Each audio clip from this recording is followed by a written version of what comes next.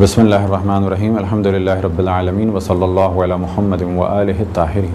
موضوع گفتگو غسل میت۔ سابقہ نشست میں نے بیان کیا کہ غسل میت، حنوط میت،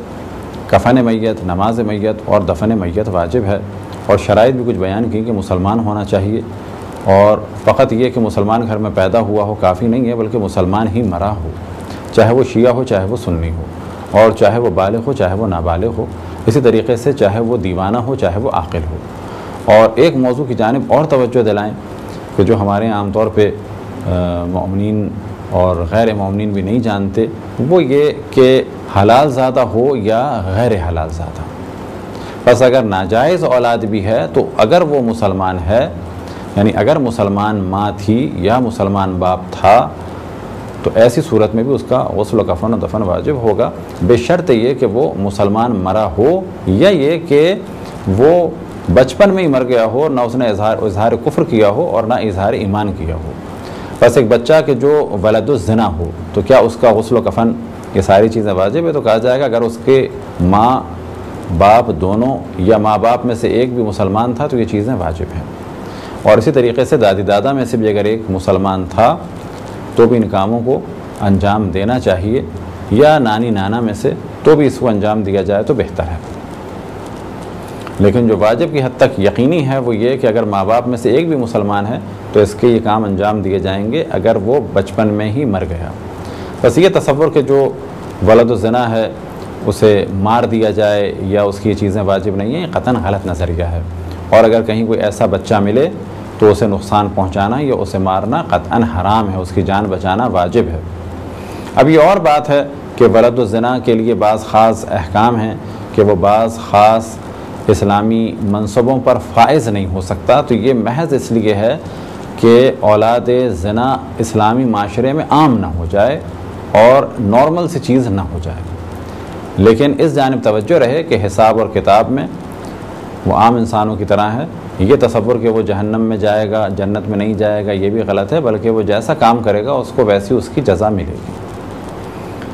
اسی طریقے سے گو کے بعض موضوعات کا تعلق اس وقت یہاں یہ گفتگو سے نہیں ہے، لیکن ضمناً اس کو بیان کر دیں جب اتنے مسائل بیان ہو گئے۔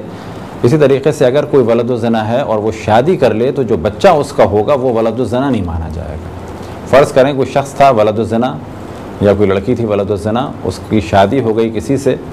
اور شادی انہوں نے صحیح طریقے سے کی، تو جو بچہ پیدا ہوگا اس کو یہ نہیں کہا جائے گا کہ یہ ولد الزنا ہے، بلکہ بچہ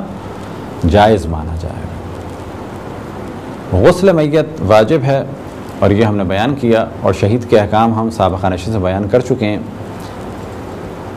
3 غسل واجب ہیں کہ میت کو دیے جائیں۔ ان میں سے پہلا غسل ہے آب سدر سے، یعنی ایسا پانی کہ جس میں بیری کے پتے ملے ہوئے ہوں۔ اب یہ بیری کے پتے اس صورت میں بھی ہو سکتے ہیں کہ کہیں خشک پتے ہوں ان کو پیس دیا جائے، اور بیری کے پتے پسے ہوئے تقریباً ایسے ہو جاتے ہیں جیسے کہ مہندی، اور اسے پانی میں ملایا جائے، یا یہ کہ کہیں بیری کے تازہ پتے ہیں انہیں پیس لیا جائے یا گرائنڈ کر لیا جائے، اور آسان طریقہ یہ ہے کسی رومال میں یا ململ میں ان کو رکھ کے اس طرح سے پانی میں ملا دیا جائے۔ کتنی مقدار ہونی چاہیے؟ اتنی مقدار ہونی چاہیے کہا جائے کہ یہ پانی وہ پانی ہے کہ جس میں بیری ملی ہوئی ہے، لیکن اتنی مقدار میں نہیں کہ یہ پانی مضاف ہو جائے۔ مثال کے طور پہ اگر کہیں پر ایک ٹب میں پانی ہے تو اس میں 2-4 چمچے 6 چمچے اتنی مقدار میں بیری ڈال دی کافی ہے، یعنی ایسا کہا جائے کہ یہ بیری کا پانی ہے۔ بے شک اس میں ہلکا سا رنگ بھی آ جائے، کوئی حرج نہیں ہے، لیکن اگر اتنا زیادہ ہو جائے کہ اب اسے آب مضاف کہا جائے تو پھر صحیح نہیں ہوگا، اور نہ ہی اتنا کم ہو کہ اس میں کوئی اثر ہی نہ ہو کافور کا یا بیری کا۔ تو پہلا غسل ہوگا بیری کے پانی سے یعنی آب سدر سے، دوسرا غسل ہوگا آب کافور سے یعنی کافور ملے ہوئے پانی سے، اور تیسرا غسل ہوگا آب خالص سے یعنی پیور واٹر سے۔ غسل کا طریقہ کیا ہوگا؟ غسل کا طریقہ وہی ہے کہ جو ہم نے غسل جنابت وغیرہ میں بیان کیا کہ پہلے سر اور گردن یعنی اوپر والا پورا اتنا حصہ میت کا دھویا جائے، سر و گردن یہ پورا حصہ، اور اس کے بعد پورا سیدھا حصہ، پھر اس کے بعد پورا الٹا حصہ۔ جس طرح سے غسل جنابت کیا جاتا ہے بالکل اسی طریقے سے، یا دیگر غسل کیے جاتے ہیں بالکل اسی طریقے سے غسل میت دیا جاتا ہے۔ وہاں پر کیا جاتا ہے اور یہاں پر ہم کسی اور کو کرا رہے ہوتے ہیں غسل۔ جو شخص غسل میت دے رہا ہے اس پر واجب ہے کہ وہ نیت کرے۔ البتہ نیت سے مراد یہ کہ جو کچھ ہم نے نیت میں پہلے ڈسکس کیا کہ ذہن میں اس نے رکھ لیا ہے قربتاً اللہ اس کام کو انجام دے رہا ہوں، اتنا کافی ہے، لہذا اگر وہ آب صدر سے یعنی بیری کے پتوں سے غسل دینے کی نیت کرے تو یہ نیت کافی ہے اس کی، اول سے لے کے آخر تک ایک نیت کافی ہے۔ البتہ جب سر و گردن و چہرے کو دھو رہا ہو تو نیت ہونی چاہیے میں سر و گردن و چہرہ دھو رہا ہوں، اور جب سیدھا حصہ دھو رہا ہو تو نیت ہونی چاہیے کہ سیدھا حصہ دھو رہا ہوں، اور جب الٹا حصہ دھو رہا ہو بایاں حصہ تو نیت ہونی چاہیے کہ میں بایاں حصہ دھو رہا ہوں۔ اس کے بعد اگلا غسل کافور کے پانی سے، اور اس کے بعد تیسرا غسل خالص پانی سے ہوگا۔ بس نہ یہ اتنا زیادہ ہو کہ پانی مضاف ہو جائے، نہ اتنا کم ہو کہ اس کو بیری یا کافور کا پانی نہ کہا جائے اور خالص پانی کہا جائے، بلکہ ایک مقدار ہونی چاہیے کہ جس کے بعد کہا جائے کہ اس میں بیری پڑی ہوئی ہے، کافور پڑا ہوا ہے۔ اب یہاں پر یہ ذہن میں رہے کہ بعض لوگ حتیٰ جن کے پاس کچھ دین کی بھی معلومات ہوتی ہے وہ نہیں سمجھ پاتے کہ کیا فوراً کسی چیز کے ملنے سے پانی مضاف ہو جاتا ہے، تو ایسا نہیں ہے۔ فرض کریں کسی پانی میں اگر ہم نے کچھ مقدار میں بیری کے پتوں کو پیس کے ڈالا تو ہلکا سا اگر رنگ بھی آ گیا تو کہا جائے گا کہ یہ بیری کا پانی ہے، لیکن مضاف نہیں ہے۔ مضاف ہونے کے لیے شرط ہے کہ اتنی مقدار ہو کہ اب اسے خالص پانی نہ کہا جا سکے، اور نہ ہی ایسا پانی ہو کہ جس میں بہت ہی کم بیری ڈالی گئی ہو کہ اب اسے بیری کا پانی نہ کہا جا سکے۔ بس اتنا ہو کہ ایک آثار نظر آئیں بیری کے یا آثار نظر آئیں کافور کے۔ اب اگر یہ چیزیں نہ ہوں، مثال کے طور پہ بیری نہ ہو یا کافور نہ ہو، تو کیا کیا جائے گا کہ پہلے خالص پانی سے، فرض کریں کہ بیر کے پتے نہیں ہیں، یعنی آب صدر بنانے کے لیے صدر یعنی بیر کے پتے نہیں ہیں، تو ایک غسل ہم دیں گے خالص پانی سے۔ نیت کیا ہوگی کہ یہ میں غسل دیتا ہوں آب صدر کے بدلے خالص پانی سے، اور یہ بات بالکل انڈرسٹوڈ ہوگی اس کے ذہن میں کہ کیونکہ بیری کے پتے نہیں ہیں۔ پھر اس کے بعد کافور موجود ہے تو کافور سے غسل دے گا، اور اگر کافور بھی نہیں ہے تو کافور کے بدلے خالص پانی سے غسل دے گا، پھر تیسرا غسل دے گا خالص پانی سے۔ اسی طریقے سے یہ چیزیں فرض کریں ہیں لیکن ان کا استعمال کرنا جائز نہیں ہے، کسی اور کی ہیں اور اس سے اجازت لینا ممکن نہیں ہے، تو ایسی صورت میں بھی یہی کیا جائے گا کہ پہلے بیری کے پانی کے بدلے خالص پانی سے غسل اور کافور کے بدلے خالص پانی سے غسل،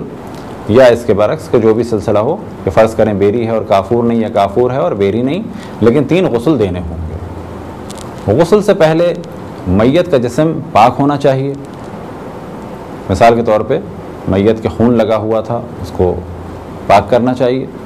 اسی طریقے سے اگر کوئی رکاوٹ لگی ہوئی تھی تو اس کو بھی ہٹانا ہوگا۔ یہ پرابلم بہت دفعہ پیش آتا ہے کیونکہ آج کل عموماً جتنے بھی افراد مرتے ہیں ان میں سے 90% کے بارے میں کہا جا سکتا ہے کہ وہ ہاسپٹلائز پہلے ہوتے ہیں، اور جو بھی ہاسپٹلائز ہوتا ہے تو عام طور پہ ڈرپ لگانے کے لیے ایک ٹیپ استعمال کیا جاتا ہے کہ اس ٹیپ کی وجہ سے ان حصوں میں رکاوٹ بن جاتی ہے پانی پہنچنے میں، یا یہ کسی کے ٹانکے لگے ہوئے ہوں تو اگر کہیں بھی کوئی ایسی چیز ہے جو پانی پہنچنے میں رکاوٹ ہے تو اس کو ہٹانا ہوگا، اور اس کا طریقہ جو بہت آسان طریقہ ہے کہ میت خانوں میں تھنر یا اسپرٹ ہونا چاہیے، اور اگر یہ پاسبل نہیں ہے تو بہت آرام سے جو ہر جگہ چیز مل سکتی ہے نیل پالش ریموور وغیرہ، یہ سب رکھ لیں، تو اس سے جہاں بھی کسی کے کوئی بینڈیج ٹیپ وغیرہ کا نشان ہو جو پانی پہنچنے میں رکاوٹ بن رہا ہو اس کو صاف کیا جا سکتا ہے۔ ایک اور پرابلم آتا ہے کہ کبھی اگر خون وغیرہ نکل رہا ہو تو جس حصے سے خون نکل رہا ہے پہلے اس کو پاک کر لیں اور غسل دے دیں۔ البتہ کچھ ایسے اسپرے بھی ہیں اور حتیٰ بعض ڈیوڈرنٹ وغیرہ کو، کیونکہ اس میں اچھی خاصی مقدار اسپرٹ کی ہوتی ہے اور یہ زخم کو خشک کر دیتے ہیں، تو فرض کریں کسی کے اگر کہیں سے خون نکل رہا ہو تو ضروری نہیں ہے کہ آپ بہت ہی مہنگی کوئی چیز لے کے آئیں، بلکہ ایک سادہ اسپرٹ بھی استعمال کر سکتے ہیں۔ سادہ اسپرٹ نہیں ہے تو کسی قسم کا بھی آپ کوئی بھی ایسی لیکوڈ استعمال کر سکتے ہیں جس میں اسپرٹ ہو کہ جو زخم کو خشک کر دے۔ اور اگر خون بہہ رہا ہو تو جاری پانی سے اس کو پاک کریں، اور جاری پانی سے پاک کرنے کے بعد اس کو غسل دیا جا سکتا ہے، بعد میں فوراً اس جگہ پر روئی رکھ دی جائے، اس سے غسل پہ کوئی اثر نہیں پڑے گا۔ بس جسم پاک ہونا چاہیے، قربت کی نیت ہو، جسم پاک ہو، کوئی رکاوٹ والی چیز نہ ہو۔ جسم پاک کرنے کے لیے پانی خالص ہونا چاہیے، یعنی یہ پہلے ہم پانی کے مسائل میں گفتگو کر چکے ہیں کہ پاک کرنے والے پانی کی شرائط میں سے ایک شرط یہ ہے کہ پانی مطلق ہو اور پاک بھی ہو. بس غسل کے لیے پانی مطلق بھی ہونا چاہیے اور پانی پاک بھی ہونا چاہیے. اسی طریقے سے غسل میت کے لیے شرط ہے کہ پانی غصبی نہ ہو. غصبی جگہ پہ یہ سارے کام نہ ہوں کہ جن کو ہم تفصیل سے بیان کر چکے ہیں غسل کے موضوع میں بھی اور وضو کے موضوع پہ بھی. آب کافور سے غسل کے بارے میں مسئلہ بیان کیا جاتا ہے توضیح المسائل میں اور دیگر کتب فقہ میں. وہ یہ کہ اگر کوئی حاجی مر جائے اس عالم میں کہ ابھی یہ احرام میں ہو، یعنی اس کا احرام نہ اترا ہو، تو ایسے حاجی کو کافور سے غسل نہیں دیا جائے گا، بلکہ کافور کے بدلے سادے پانی سے 1 عدد غسل دیا جائے گا. اور یہی حکم ہے عمرے کے احرام کا. غسل دینے والے کی شرائط میں سے ایک شرط یہ کہ وہ شیعہ اثنا عشری ہو، بالغ ہو اور مسئلے مسائل کو جانتا ہو. کیا عادل ہونا ضروری ہے؟ تو جواب دیا جائے گا عادل ہونا ضروری نہیں ہے، لیکن بالغ ہو، شیعہ اثنا عشری ہو، 12 ائمہ علیہم السلام کا ماننے والا اور مسئلے مسائل سے آشنا ہو. نہ یہ کہ فقط اسے غسل دینے کا شوق ہے، جیسے ہمارے یہاں بعض خواتین پہلے غسل دیتی تھیں اور تعجب کی بات یہ ہے کہ انہیں غسل کے مسائل معلوم بھی نہیں تھے. تو ایسی خواتین یا ایسے حضرات کے لیے ان کاموں کو انجام دینا جائز نہیں ہے، بلکہ ان پر واجب ہے کہ وہ پہلے مسئلے مسائل سیکھیں اور اس کے بعد ان کاموں کو انجام دیں. غسل دینے والے کی شرائط میں سے ایک شرط یہ ہے کہ ہم جنس ہوں، یعنی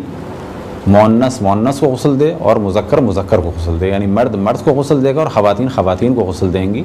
چاہے وہ محرم ہو چاہے وہ نامحرم ہو. یعنی بیٹا ماں کو غسل نہیں دے سکتا، ماں بیٹے کو غسل نہیں دے سکتی، لیکن شوہر بیوی کو غسل دے سکتا ہے اور بیوی شوہر کو غسل دے سکتی ہے. شوہر اور بیوی اگر ایک دوسرے کو غسل دیں تو ان کے لیے کسی قسم کی ستر پوشی بھی واجب نہیں ہے، لیکن باقی جتنے بھی افراد غسل دیں گے ان پر واجب ہے کہ وہ شرمگاہ پر نگاہ نہ کریں اور شرمگاہ کو چھپائیں. بس مرد مرد کو غسل دے گا اور خواتین خواتین کو غسل دیں گی، اگرچہ محرم موجود ہوں. یعنی ماں موجود ہے لیکن ماں غسل نہیں دے سکتی، باپ موجود ہے لیکن بیٹی کو وہ غسل نہیں دے سکتا، کوئی خاتون ہی غسل دے گی. لیکن فرض یہ کریں کہ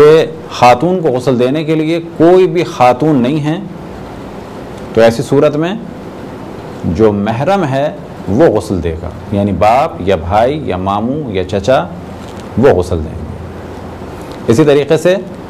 مرد کو غسل دینے کے لیے کوئی مرد نہیں ہے تو محرم خواتین غسل دیں گی، اور وہ جسم کو چھو بھی سکتی ہیں، جسم کو دیکھ بھی سکتی ہیں، لیکن شرمگاہ کو چھپانا ہوگا اور شرمگاہ کو دیکھ بھی نہیں سکتی. شرمگاہ کو چھپانا ہوگا اور اس پہ نگاہ کرنا حرام ہے. شرمگاہ پہ نگاہ کرنا سب کے لیے حرام ہے، چاہے وہ محرم ہو چاہے وہ نامحرم ہو. صرف یہ استثناء ہے کہ اگر شوہر بیوی کو غسل دے رہا ہو یا بیوی شوہر کو غسل دے رہی ہو. اب سوال یہ پیدا ہوتا ہے کہ اگر کوئی شرمگاہ کو دیکھ لے تو کیا حکم ہے؟ کہا جائے گا کہ اگر کوئی شرمگاہ کو دیکھ لے تو وہ گناہ گار ہے، اسے توبہ اور استغفار کرنی چاہیے. لیکن اگر کسی نے دیکھ لیا تو غسل باطل نہیں ہوگا، فقط جس نے دیکھا اگر جان بوجھ کے دیکھا تو وہ گناہ گار ہے. لیکن اگر کسی نے اچانک دیکھ لیا تو وہ گناہ گار نہیں ہے، لیکن جان بوجھ کے دیکھنے سے یا اچانک دیکھنے سے دونوں صورتوں میں غسل پہ کوئی اثر نہیں پڑتا. عورت کو البتہ یہاں پر زیادہ مناسب کہا جائے گا کہ مذکر مؤنث کو. وہ کون سی صورت میں؟ کہ اگر کوئی بچی 3 سال سے کم عمر ہو. اسی طریقے سے اگر کوئی لڑکا 3 سال سے کم عمر ہو تو ایسی صورت میں غیر جنس یعنی بچی کو ایک مرد غسل دے سکتا ہے اور بچے کو ایک خاتون غسل دے سکتی ہیں. لیکن اگر 3 سال سے زیادہ ہیں تو ایسی صورت میں مرد ہی لڑکے کو غسل دے گا اور خواتین میں سے کوئی خاتون بچی کو غسل دیں گی. اب جب ہم نے ذکر کیا محرم کا تو اس جانب بھی توجہ رہے کہ وہ افراد کے جو دودھ پینے کی وجہ سے محرم ہوئے ہوں، البتہ دودھ 1 یا 2 دفعہ پینے سے کوئی محرم نہیں ہوتا، اس کی خاص شرائط ہیں جو اگر اللہ سبحانہ و تعالیٰ نے توفیق عطا فرمائی تو رضاعت کے مسئلے میں اسے بیان کریں گے. اور اگر یہ کام نہ ہو سکا اور رضاعت کے موضوع کو ہم ڈسکس نہ کر سکے، اس سے پہلے دنیا سے چلے گئے، تو آپ مومنین خود توضیح المسائل میں رضاعت کے مسائل کو دیکھیں. تو اگر کوئی شخص دودھ پینے کی وجہ سے یعنی رضاعت کی وجہ سے محرم ہو گیا ہو تو وہ بھی غسل دے سکتا ہے. کب؟ کہ جب مرد کو مرد غسل دینے والا نہ ہو اور خاتون کو خاتون غسل دینے والی نہ ہو. اسی طریقے سے ایک سوال کے ذہن میں آ سکتا ہے کہ اگر کوئی خاتون حیض میں ہوں یا کوئی صاحب جنابت میں ہوں یا خاتون جنابت میں ہوں یا کوئی غسل ان پر واجب ہو تو کیا ہم پر واجب ہے کہ ہم اس نیت سے بھی غسل دیں؟ تو جواب یہ ہے کہ ان پر کوئی بھی غسل واجب ہو، ہم پر فقط ایک غسل واجب ہے اور وہ ہے غسل میت۔ یہ جتنے بھی غسل تھے جو ان پر واجب تھے وہ اس صورت میں واجب تھے کہ اگر وہ زندہ ہوتے تو ان کو ان غسلوں کو انجام دینا واجب تھا، لیکن ان کے مرنے کے بعد یہ غسل کسی پر بھی واجب نہیں ہے۔ اگر پانی پہنچانا ممکن نہ ہو یا غسل ممکن نہ ہو یا شخص بہت زیادہ زخمی ہو تو ایسی صورت میں تیمم کرایا جائے گا میت کو، اور تیمم کا طریقہ یہ ہے کہ اگر میت کے ہاتھوں کو حرکت دی جا سکتی ہے تو اس طرح سے مٹی پہ ہاتھ لگوائے جائیں گے۔ اس کے بعد جو تیمم کا طریقہ ہم نے بتایا ہے اسے آپ غور سے دیکھ سکتے ہیں تیمم کی بحث میں، اس پورے حصے کا مسح کیا جائے گا اور اس کے بعد الٹے ہاتھ سے سیدھے ہاتھ کا اور سیدھے ہاتھ سے الٹے ہاتھ کا۔ اگر یہ کام کروائے جا سکتے ہیں میت سے، یعنی ان کا میت کا ہاتھ پکڑ کے اس طرح سے مٹی میں لگوایا جائے، البتہ ضروری نہیں ہے کہ اس طرح سے بٹھایا جائے، مثال کے طور پہ ایسے دونوں ہاتھ لیٹے لیٹے اٹھائے اور مٹی میں اس طرح سے لگوا دیے، اگر یہ ممکن ہے تو یہ کام اس طرح سے کرایا جائے، اور اگر یہ کام ممکن نہیں ہے تو پھر جو شخص تیمم دے گا میت کو وہ نیت کرے گا، البتہ نیت اس صورت میں بھی اسے کرنی ہے، اور اس کے بعد اس طرح سے ہاتھ مار کے میت کی پوری پیشانی پہ مسح کرے گا۔ جو ہم نے مسح کا طریقہ بتایا اس کو آپ لوگ دوبارہ دیکھیں، اور اس کے بعد الٹے ہاتھ سے سیدھے ہاتھ کا اور سیدھے ہاتھ سے الٹے ہاتھ کا مسح کرے گا، یہ ہو جائے گا تیمم۔ آخر میں ایک مسئلے کی جانب توجہ دلائیں کہ غسل میت یا واجبات کی اجرت لینا جائز نہیں ہے۔ ہاں یہ ہو سکتا ہے کہ کوئی اجرت لے آنے کی اور جانے کی یا بعض مستحب کاموں کی، لیکن غسل میت کی اجرت یا اس کی فیس نہیں لے سکتا، کیونکہ مذہب حق شیعہ اثنا عشری میں یہ مسئلہ مسلم ہے کہ واجبات کی اجرت نہیں لی جا سکتی۔ اب اگر کوئی خود خوشی سے دیتا ہے ہدیے کے عنوان سے، اور یہاں پر ہدیے سے مراد ہے گفٹ کے عنوان سے، تحفے کے عنوان سے، تو وہ لینا جائز ہے، لیکن اجرت کے عنوان سے ایک پائی بھی لینا ان واجب کاموں کے لیے جائز نہیں ہے۔ یہ تھی ایک مختصر سی گفتگو، اور اگر اللہ سبحانہ و تعالیٰ نے توفیق عطا فرمائی تو ان تمام مسائل کو انشاءاللہ غسل میت کو اور باقی دیگر کاموں کو پریکٹیکل کر کے دکھایا جائے گا۔ اس وقت فقط تھیوری بیان ہو رہی ہے، انشاءاللہ اگر زندگی رہی تو پریکٹیکل کر کے دکھائیں گے۔ خداوند تبارک و تعالیٰ سے دعا ہے کہ بحق محمد و آل محمد ہمیں اپنے رسول اپنی حجتوں خصوصاً امام زمان علیہ السلام کی معرفت اور اطاعت کی توفیق عطا فرمائے۔ وصلی اللہ علی محمد و آلہ الطاہرین۔